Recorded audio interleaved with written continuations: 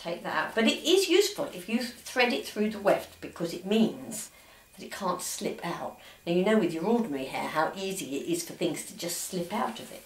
This is a trick, it won't slip out.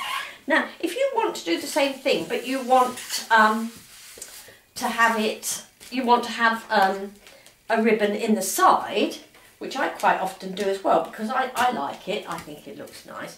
We will trim this fringe in due course. Right, there we are, we've got her back to where she was. And again, you do want the ribbons, so choose your ribbons. And again, I've got all different colours of these, much narrower ribbons, because particularly for me, as I wear my hair, you know, reasonably short, if I had great big ribbons like those either side, it would look a bit silly. So little tiny ribbons, these are probably about 5mm, so probably half a centimetre, or even less than that.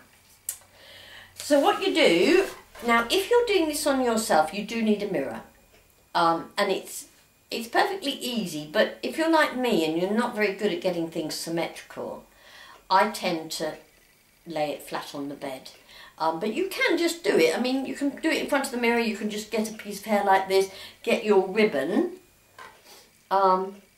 if you just want it inside. If you want to take the front bits back, you can take the front bits back and then take a bit like that from the side, and then again poke it through the weft. It's probably easier for me to show you on this. So you're taking a piece of the front bit and you're going to end up with it up here. Then you take a piece of this. I don't think there's really any need. Well, yes, I'll clip that. Clip that back. And that will stay like that, just as it would on your own hair. And then find a bit of weft that you can thread it through. There we go. That's nicely parted that there. Thread your ribbon through the weft. You don't have to, but it just means you won't lose ribbons. If you do, you won't lose them at all. There you are, you've got it either side now. So, be careful not to drop all this time. Take the tip out. Let the hair down.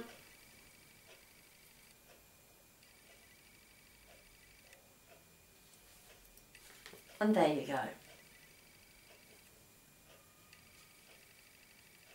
That's one side done.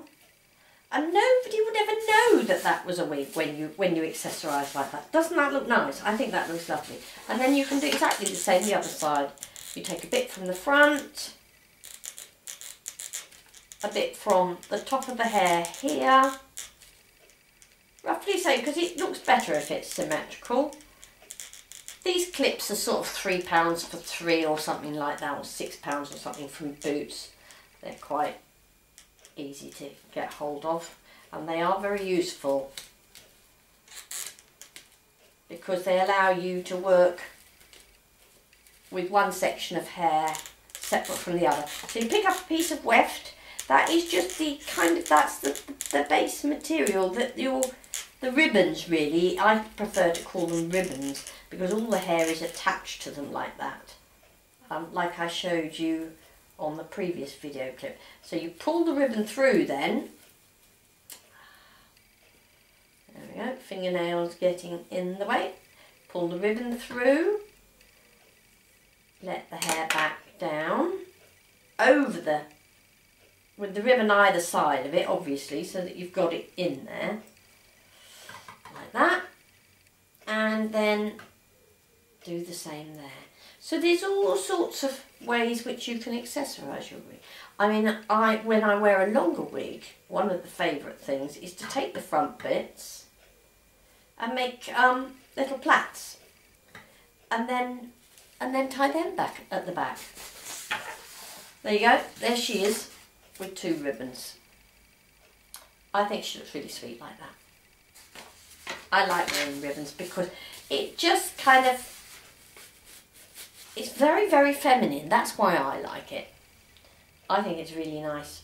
And of course you can coordinate with your outfit. There you go.